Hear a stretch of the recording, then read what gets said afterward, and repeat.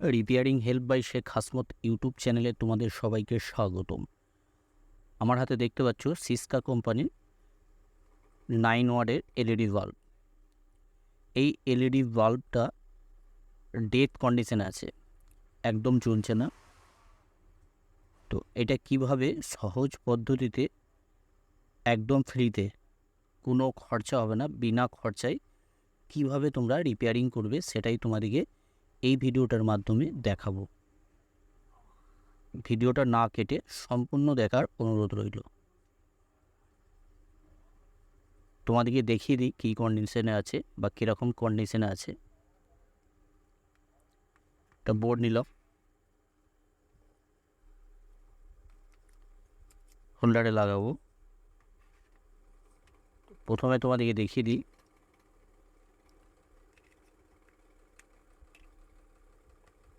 এখানে লাইন আছে নাকি।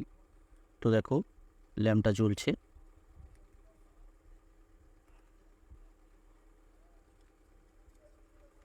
একদম ডেথ কন্ডিশনে আছে, কোনো রকম জ্বলছে না।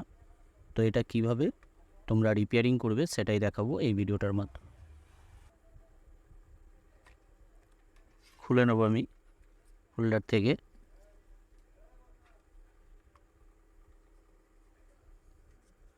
ডিফিউজারটা খুলে নিলাম। তো এইখানে পাঞ্চিং করা থাকে, তো এইটাকে হালকা হালকা করে ঘা মারলে খুলে যাবে। তো আমি আগের ভিডিওতে দেখিয়েছি কিভাবে তোমরা খুলবে, তো আমি এটা ফটাফট খুলে নিচ্ছি, নিয়ে তোমাদেরকে দেখাচ্ছি।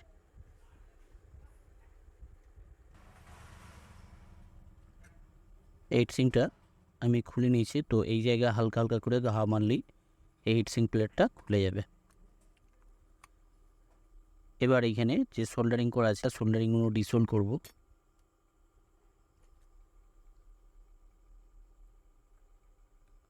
তো এই জায়গায় একটু পেস্ট দিয়ে নিতে হবে। দেওয়ার পর হালকা হালকা করে এইভাবে সোল্ডারিং আয়রনটা এখানে ধরলেই এইখানটা যে সোল্ডারিংটা আছে সোল্ডারিংটা ডিসোল্ড হয়ে যাবে। তো আয়রনটা এই কাজটা করতে গেলে আয়রনটা হিট হতে হবে। তো এইভাবে ঘা মারলেই ডিসোল্ড হয়ে যাবে। তো আমি ফটাফট ডিসোল্ড করে নিচ্ছি, নিয়ে দেখাচ্ছি। তো দেখো এই জায়গাটা পুরো আমি ফাঁকা করে দিয়েছি। তো এবার এইখানে দুটো রেজিস্ট্যান্স ভেরিয়েবল রেজিস্ট্যান্স লাগানো থাকে, রেজিস্ট্যান্সের লেগগুলোকে একটু সোজা করে নিতে হবে। এবার আমি ড্রাইভারটাকে বার করে নিতে পারবো অনায়াসে।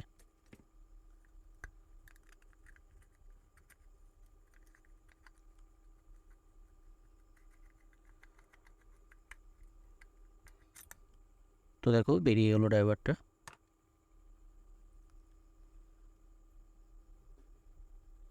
এইখানে দেখো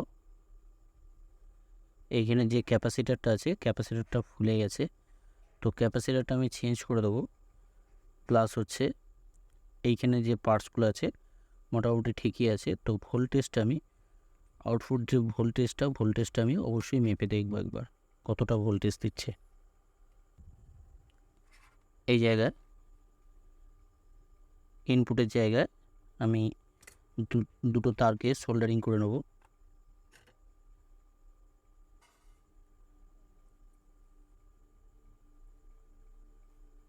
চেক করার সুবিধার জন্য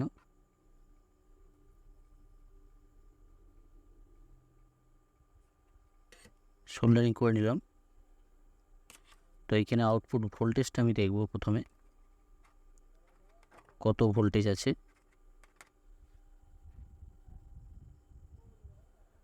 তো ভোল্টেজটা এই মাল্টিমিটার দিয়ে চেক করে তোমাদেরকে দেখিয়ে দেবো কত ভোল্টেজ আছে। তো প্রথমে এখানে আমি দুটো তার সোল্ডারিং করে নেব।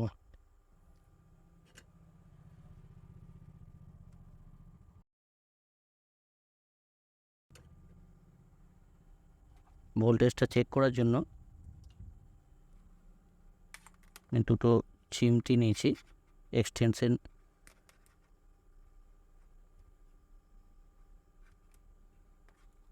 তো এতে করে চেক করার সুবিধা হয় অনেকটা। তো মাল্টিমিটার নেবো আমি একটা।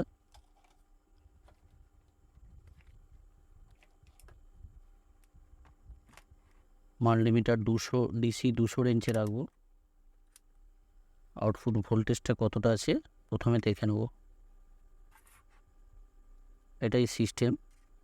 এইভাবে তোমরা যদি এই এলইডি বাল্বগুলোকে রিপেয়ারিং করো, তাড়াতাড়ি রিপেয়ারিং করতে পারবে। তো আমি সম্পূর্ণ যে সমস্যাটা, সেই সমস্যাটা তোমাদের ক্লিয়ার করে দিচ্ছি, যাতে করে এই ধরনের যখন সমস্যা হবে, এই সমস্যাগুলো নিয়ে তোমাদেরকে বেশি খাটতে না হয়, মানে সহজেই এক চান্সেই তোমরা রিপেয়ারিং করতে পারবে। তো দেখো, এবার আমি এসি লাইনের সাথে সংযুক্ত করব। তো দেখো, এইখানে কোনো ভোল্টেজ পাচ্ছি না।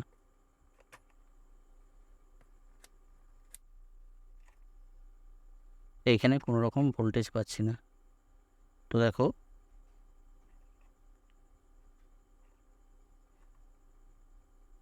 ভোল্টেজটা বাফারিং হচ্ছে।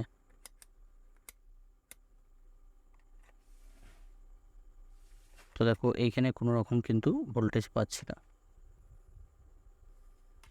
এইখানে যে এমসিপিসিবি এসএমডি প্লেটটা, এইখানে আমি দেখতে পাচ্ছি একটা এলইডি ব্ল্যাক হয়ে আছে। তো ওই এলইডিটা আমি শর্ট করে দেখব ভোল্টেজটা আউটপুট পাচ্ছি না।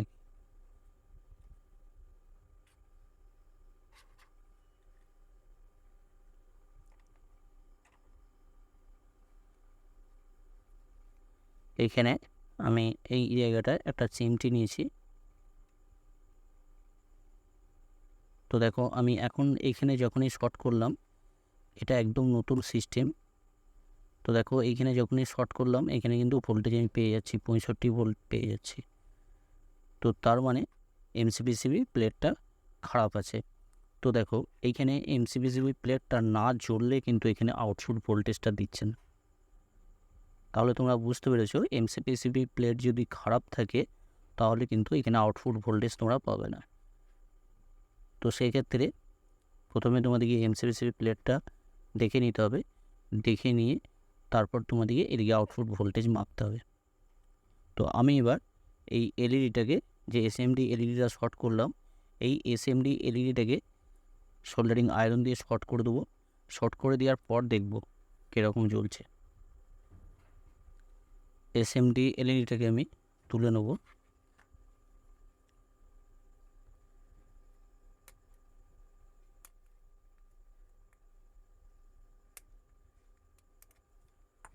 তুলে নেওয়ার পর এখানে জাস্ট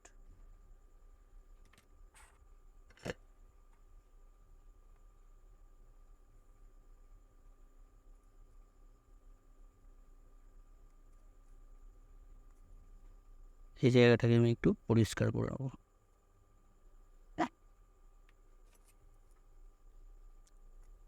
পরিষ্কার করার পর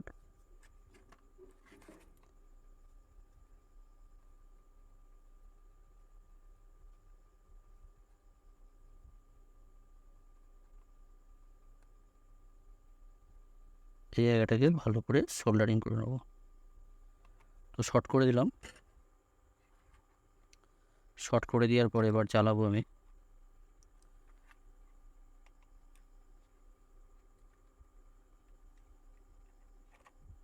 তো দেখো, পরিষ্কার জ্বলছে কোনো সমস্যা ছাড়া। তো দেখো, এখানে 64 ভোল্ট আছে, তখন ভোল্টেজটা কম আছে। তো এখানে ক্যাপাসিটারটা ফুলা আছে বলে তার জন্য ভোল্টেজটা কম আছে। তো ক্যাপাসিটারটা আমি চেঞ্জ করে দেবো।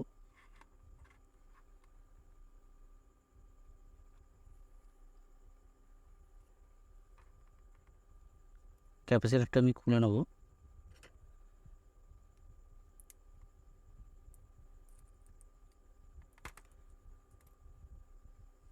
তো ফটাফট এই জায়গাটা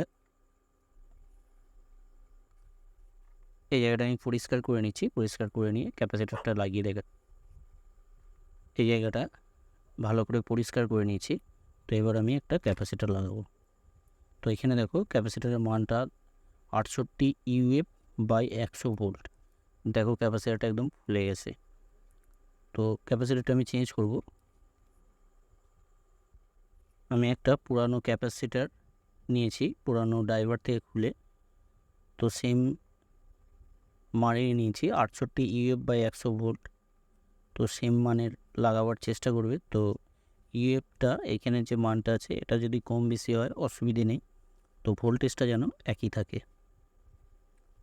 ভোল্টেজটা বেশি কম না থাকে, কম থাকলে কিন্তু সমস্যা হবে। তো ক্যাপাসিটরটা আমি লাগিয়ে নেব।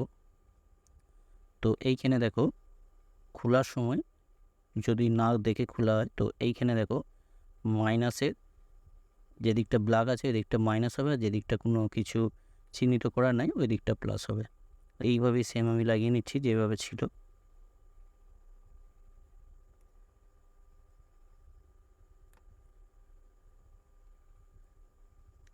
লাগিয়ে নেব। তো এখানে সোল্ডারিং করে নেব।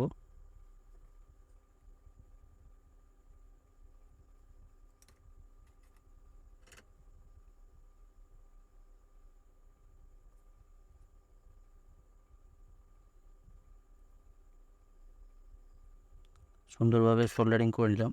তো এবার জ্বালিয়ে দেখাবো, প্লাস ভোল্টেজটাও দেখব কতটা বাড়লো।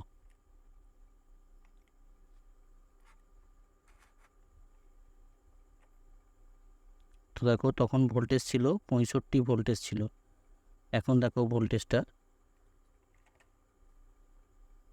71 ভোল্টেজ হয়ে গেছে। তার মানে ক্যাপাসিটারটা প্রবলেম ছিল, খারাপ ছিল, তার জন্য ভোল্টেজটা কম ছিল। ওকে, তো দেখো এখানে যে এসএমডি এমসিবিসি যে প্লেটটা, এই প্লেটটা আমি একটা এলইডি খারাপ ছিল তোমরা দেখলে, তো এটা শর্ট করে দিলাম। শর্ট করে দিয়েও চালাতে পারবে। যদি শর্ট না করতে চাও তাহলে কিন্তু এই এমসিবিসি প্লেটটা চেঞ্জ করে দিতে পারো তোমরা।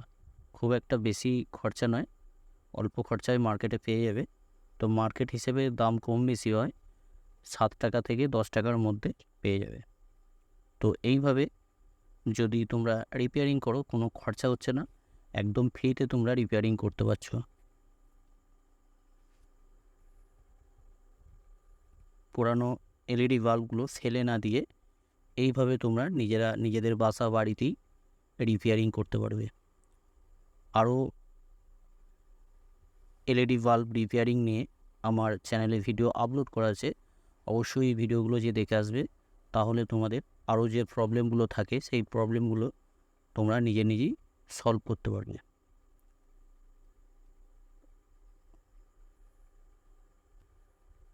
ভিডিওটা যদি ভালো লাগে অবশ্যই একটা লাইক করে দেবে, লাইক করতে ভুলবে না। তোমাদের বন্ধুটিকে শেয়ার করে দেবে বেশি বেশি করে ভিডিওটা। নতুন ভিডিও পাওয়ার জন্য অবশ্যই চ্যানেলটাকে সাবস্ক্রাইব করে অল নোটিফিকেশন অন করে রাখবে, কেননা যখনই আমি ভিডিও আপলোড করব সাথে সাথে তোমরা দেখতে পারবে। সবাই ভালো থাকবে, সুস্থ থাকবে, নিজের খেয়াল রাখবে। ওকে, থ্যাংক ইউ।